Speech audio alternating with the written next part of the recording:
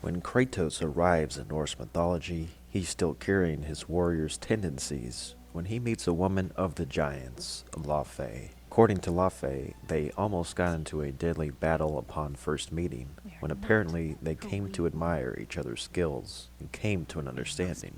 Faye herself was a fearless warrior, said to have engaged in battle with Thor himself, a battle in which Faye wielded the Leviathan axe, powerful enough to neutralize Thor's hammer, the clash creating a frozen lightning bolt in a massive crater. Exhausted from war and bloodshed, the two settle down humbly and amicably in the woods and bring a son into the world. In naming the child, they are split on one Greek and one Norse reference. Faye wanted Loki, which would match the prophecy, and Kratos wants Atreus to honor his homeland. By going with Atreus, they unknowingly shield Atreus' identity from those that may wish to harm him. Some years down the line, Faye becomes sick and, aware of her immortality, makes Kratos promise to venture to the top of the tallest peak in Jotunheim, the land of her giant people, to spread her ashes and, unknown to them, discover the prophecy of Ragnarok, which they have initiated. God of War Ragnarok begins with an elegy similar to its prequel. Atreus prepares to lose his oldest wolf, Fenrir, to an illness. When the wolf succumbs and his soul begins to leave its mortal shell, little do they both know that they are in fact fulfilling part of the fate of Ragnarok itself. Kratos and Atreus, hunted by their former ally Freya, scavenge what they can to subsist during Fimbulwinter, brought upon them by the slaying of Balder, the Aesir god, son of Odin and Freya. Balder was of course killed because of his unrelenting nature, his inability to forgive his mother for cursing him with immortality, a preventative measure to avert his prophesied death. This gave Balder infinite lives, but it also inhibited his ability to feel pleasure or pain, hence why he seeks out senseless battles with Kratos as he sadistically seeks anything which can give him feeling. Freya, through grief, channels her anger and resentment, rightfully meant for Odin, at Kratos instead. Doing their best to take it easy on Freya, who was imprisoned in Midgard due to a spell cast by Odin, Kratos and Atreus put up a protective seal at their homestead to help ward Freya away. Kratos continues Atreus' training, preparing him for a showdown with the gods in case Kratos meets demise as the prophecy of the giants depicted. One night, an extreme bolt of lightning crashes overhead. Rushing to investigate the source, Kratos opens his door to the one and only Thor, God of Thunder. Surprisingly, Thor comes in peace, wishing to discuss his blood payment in a civil manner. Can we just talk about how amazing this scene is framed? The tension created as Thor makes his way in, both men cautious of one another, Kratos even more so because of his son being present. Thor places his giant hammer down with a thud, dwarfing in size the trusty axe that Kratos carries with him. Drinks are poured in cups provided by Atreus. Thor refrains from temptation and taking a sip, but clearly he misses his old pastime. Things could get out of hand at any moment, and they will. It's both humorous and unsettling at the same time. We know that Thor is no joke. As part of Thor's council, Odin makes an unforgettable appearance in an attempt to broker lasting peace in order to avert Ragnarok. Odin belittles Thor in front of everyone, showing that he really does have all the power plays. He even takes Thor's drink, taunting him to take a sip, knowing that he's been made to adhere to teetotaling. Odin then bottoms up Thor's drink and also Kratos' drink, showing that he isn't so inhibited because he's the boss. Trusting Mimir's judgment and his gut, not sensing the trustworthiness of Odin, Kratos denies the deal, and Thor initiates his retribution. The blood payment that Thor seeks is in the form of getting the satisfaction of forcing the best out of Kratos during battle. "I want to see the God of War," he bellows. Thor is intrigued in the power withheld by the man who killed his eldest son, one who was prophesied to survive Ragnarok. In killing Magni, it is proven that fate itself can be defied. Technically, Thor actually kills Kratos during the fight, reviving him because he has been forbidden from sealing the deal by Odin's command, but also because he is not satisfied until Kratos is able to make him bleed as well. Knowing that Kratos is a father, he makes threats towards Atreus, which triggers Kratos' dormant Spartan rage, which he so carefully trained to master control over. You have to wonder why Odin, who was so careful about loose ends, would sanction the two living when they eventually do cause Ragnarok is foretold. I suppose it was a gamble designed to earn him vast knowledge by using Atreus to rebuild the mask, although I'm not sure that even Odin could have known about that ahead of time. For now, Thor finds himself satisfied, knowing that he was able to test the patience of the God of War.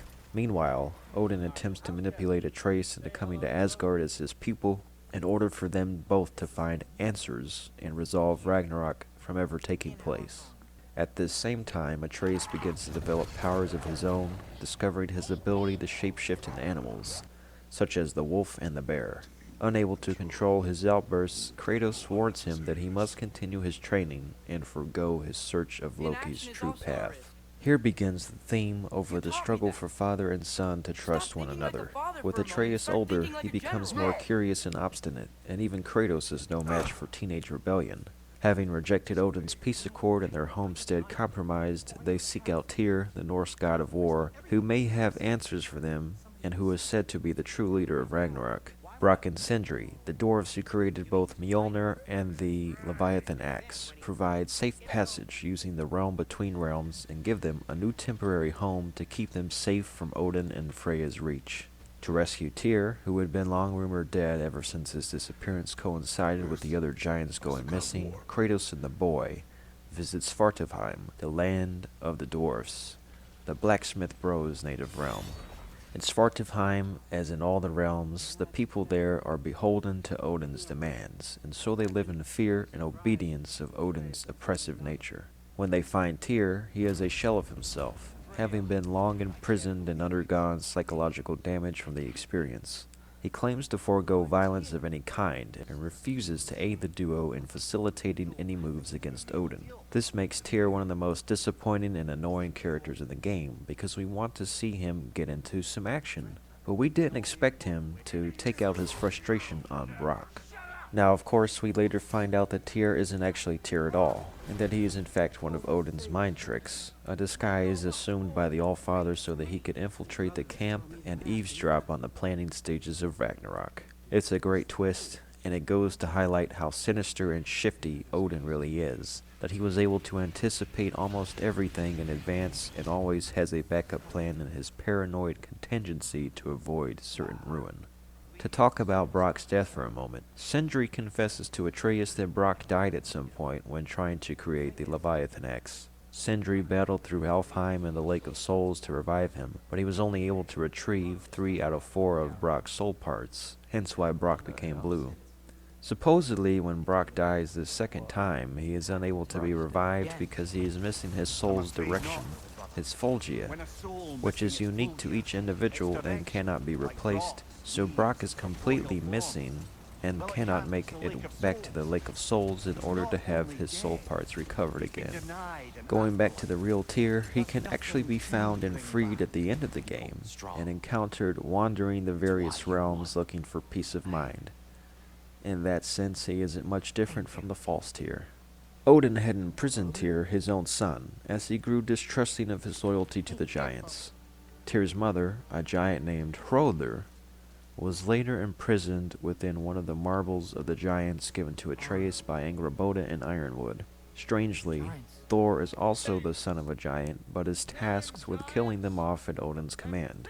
Odin also killed Ymir, the being that gave birth to creation, and used pieces of the body in order to flesh out the 9 realms. Odin, a master of deception, a compulsive liar, manipulator, and trickster, rivals even Atreus/Loki, who himself is known for his untrustworthy nature, and in the game is framed as his apprentice. Although the two act as foils to one another, they combine forces to find answers that can prevent Ragnarok from occurring. Odin's goal is to access the terror created by Ymir's death, so that he can gaze into the abyss of infinite knowledge and find a way to save himself and Asgard from destruction. Of course, he is willing to sacrifice his own blood and the lives of innocents to save himself. Freya had married Odin at the suggestion of Mimir in order to bring peace between the Vanir gods and the Aesirs, and she was later betrayed, kicked out of the family, and confined to Midgard in solitude. Although Odin maintains a facade of being for the people, as a god that people pray to, he treats even his own children as pawns in his game. He demeans Thor every chance he gets, exploiting Thor's lack of intelligence and using him to do his mindless bidding. It would seem Odin and Atreus develop a bond, with Odin giving affection to Loki and insulting Thor, who he claims only understands his cruelty.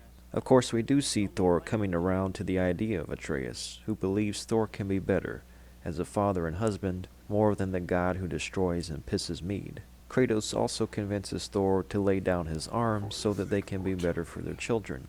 Ironically, it is then and there that Odin kills and disposes of Thor, obviously missing the point. Nonetheless, his daughter Thrud survives Thor and intends to become the best Valkyrie of them all, but in service of the people. Of Odin's other surviving heirs, Heimdall is in some ways just as impressive as Thor. Heimdall was a child that Odin was fond of due to his unquestioned loyalty and ability to find things in people that even the Allfather cannot see. Judgment of their character. The great thing about his character intro is that he's so unexpected. After just having scaled the giant wall of Asgard, the real test is contending with the narcissistic mind reader that lives to serve the Allfather unconditionally. And it's not easy for Heimdall either, in giving Atreus his helping hand. Heimdall knows in his bones that Loki's intentions are not true, but he allows him into Asgard anyway because that is what the Allfather believes is best. Heimdall, like Balder, is almost untouchable, being able to anticipate the moves of his opponents before they make them. Thor seems to be one of the only people willing to test Heimdall, and who Heimdall has some trepidation of. But there's a sense that maybe even Thor would have a struggle with someone who is multiple steps ahead. So Kratos needs the ace in the hole, Draupnir, in order to psych out Heimdall and assure Atreus' safety. But if Odin really cared about Heimdall, his most steadfast ally, then he would never have sent him to battle Kratos in the middle of a jungle. Losing Heimdall was a major loss for Asgard, especially since he was the guardian of Gjallarhorn itself. But Odin still needed Atreus to find the last mask piece, and so he sacrificed Heimdall as a time-saving measure to convince his foes that they were making progress, even though they were falling into a trap. Atreus, following his instincts to save a creature in distress, frees the giant mythical wolf Garm, locked away in the depths of Helheim. In some versions of Norse myth, Garm and Fenrir serve basically the same function, to destroy the world. Freeing Garm creates multiple realm tears, allowing the army of the undead to seep into the world of the living. To put a stop to this, Atreus utilizes the lost soul of Fenrir to tame the great beast and give life to his best friend once more. Atreus also uses soul magic, an ability that only giants possess, to create the world serpent by feeding one of the marbles containing a giant soul to a dead snake. This is why Jormungandr recognizes Atreus and recalls Ironwood to him.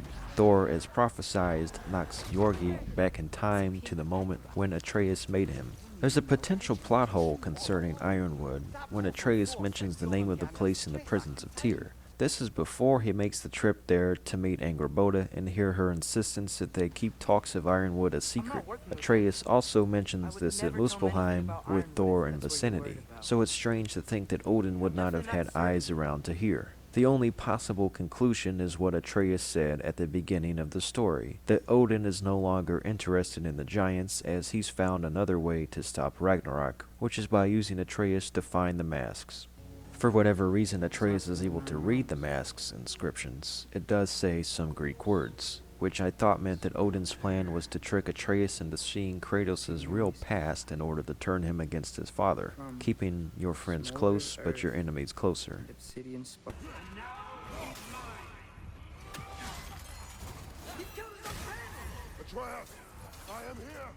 In the end though, the green light is simply a plot device to keep the two working together. And when Atreus snaps the mask in half, Odin's last-ditch effort is no more. The whole idea is that Atreus will reject knowledge and prophecy and decide his own future, which is a nice message. Throughout God of War 2018 and Ragnarok, fate looms large. Everyone is paranoid about what will happen. The fates say that Kratos will die, as do the ancient paintings made by the giants.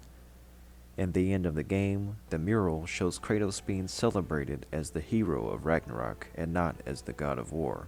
I think the game was misleading and a little lazy, playing it safe by teasing this event only for no consequences to come of Kratos and Atreus causing Ragnarok. There were no consequences for killing Heimdall and spilling Aesir blood, and Kratos even looked like his bloodlust was coming back in that moment, but it is never explored.